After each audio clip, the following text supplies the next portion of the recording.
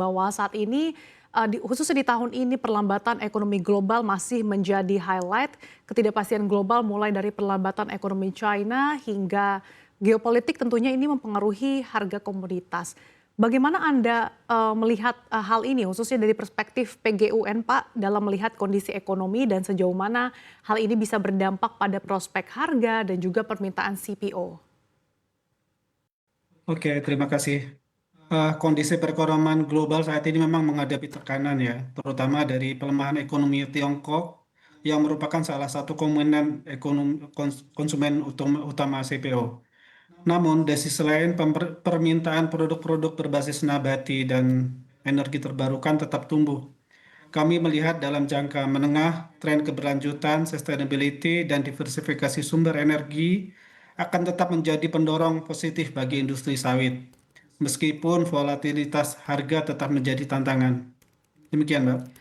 Oke, Pak Tam masih terkait dengan ketidakpastian global, salah satu isunya adalah terkait dengan tarif Trump.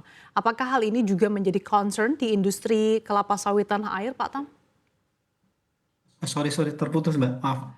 Masih bicara terkait dengan tekanan global, Pak. Kita tahu saat ini tekanan global salah satunya bersumber dari tarif resiprokal yang diterapkan oleh Trump. Sejauh mana tarif Oke. resiprokal ini berdampak pada industri CPO, Pak Tam? Oke.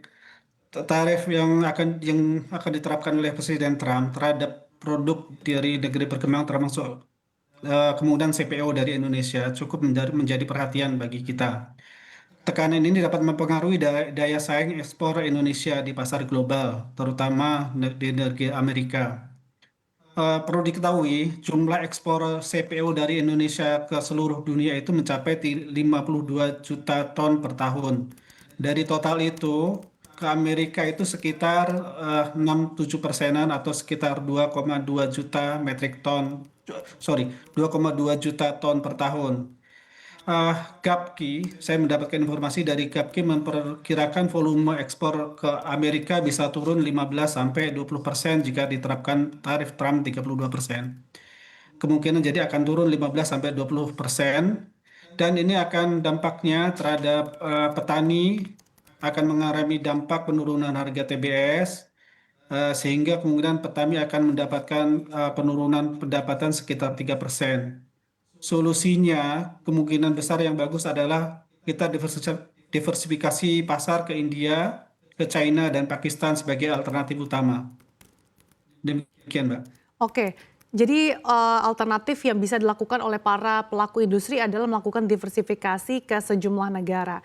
Tapi Pak, kalau misalkan nanti Betul. diterapkan tarif seperti dengan yang diterapkan di April lalu 32%, seberapa besar Pak hal ini akan mempengaruhi daya saing? Tadi Anda katakan bahwa potensi penurunan permintaan bisa 15% sampai 20% ya Pak? Eh, Sebenarnya Amerika yang akan merugi, Mbak, karena memang kebutuhan minyak sawit itu akan tetap dibutuhkan dari negeri Amerika. Yang sebenarnya dengan naiknya harga di Amerika, yang akan rugi adalah masyarakat Amerika sendiri. Sementara Indonesia bisa kita lempar pasarnya ke negara-negara lain yang lebih membutuhkan seperti India, Cina, dan Pakistan tadi, Mbak. Oke, artinya sebenarnya ini menjadi bumerang ya Pak bagi Amerika Serikat. Nah, kalau Betul, misalkan nanti menurut saya begitu. Indonesia diterapkan 32% dibandingkan dengan negara-negara di Ya. kawasan ASEAN yang kemungkinan besar tarifnya diterapkan lebih rendah. Ini artinya Amerika Serikat lebih berpotensi memilih CPO dari negara-negara tetangga ya Pak. Bagaimana upaya pelaku industri tanah air supaya CPO yang kita ekspor ke Amerika Serikat ini menjadi daya saing ataupun menjadi pilihan bagi masyarakat di sana Pak? Saya sebenarnya tidak begitu paham begitu masalah trading dengan Amerika, karena Oke. kami fokus pada produksi kami. Oke, baik, Pak. Pada produksi Gunatama itu fokus pada untuk pemenuhan FAME biodiesel, Mbak. Mhm. Jadi sebenarnya kami tidak berdampak langsung terhadap eh, pembatasan penaikan tarif oleh Trump ke Amerika. Sementara kami saat ini fokus pada pemenuhan kebutuhan biodiesel di dalam negeri. Oke, jadi untuk Jadi PGN untuk sendiri tidak terdampak prediksi ya, tidak Pak? berdampak langsung gitu, Mbak. Tidak berdampak langsung. Oke, baik Pak. Untuk segmen bisnis dari PGUN sendiri seperti apa saja Pak untuk kontribusi bagi pendapatan selain Fami Biodiesel tadi ada apa saja Pak? Oh, selain biodiesel, kami ada produk kernel, Mbak. Kami memproduksi kernel itu biasanya kita memperoleh sekitar 4% dari total yang kita hasilkan.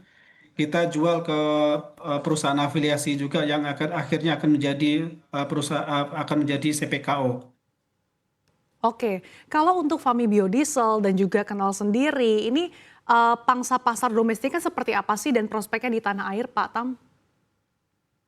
Saat ini kebutuhan dalam negeri masih cukup bisa menyerap kebutuhan CPO, FAMI dan kernel, Mbak. Oke, untuk permintaannya sendiri ini kebanyakan dari mana Pak ataupun industri apa saja? Industri-industri kebanyakan untuk kosmetik, Mhm.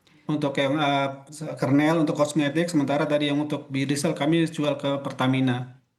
Oke, kita juga tahu Pak, Tam bahwa memang saat ini tengah digencarkan pemanfaatan CPO lebih lanjut mulai dari B40, kemudian nanti akan dilanjutkan dengan pemanfaatan di B50. Nah ini seperti apa peran dari PGUN sendiri Pak untuk bisa mendukung hal ini? Ya, program B40 dan transisi ke B50 merupakan katalis positif yang sangat besar bagi industri sawit nasional. Kebutuhan CPO untuk biodiesel meningkat signifikan, memberikan permintaan yang stabil di pasar domestik. Bagi kita ini mengurangi ketergantungan pada pasar ekspor.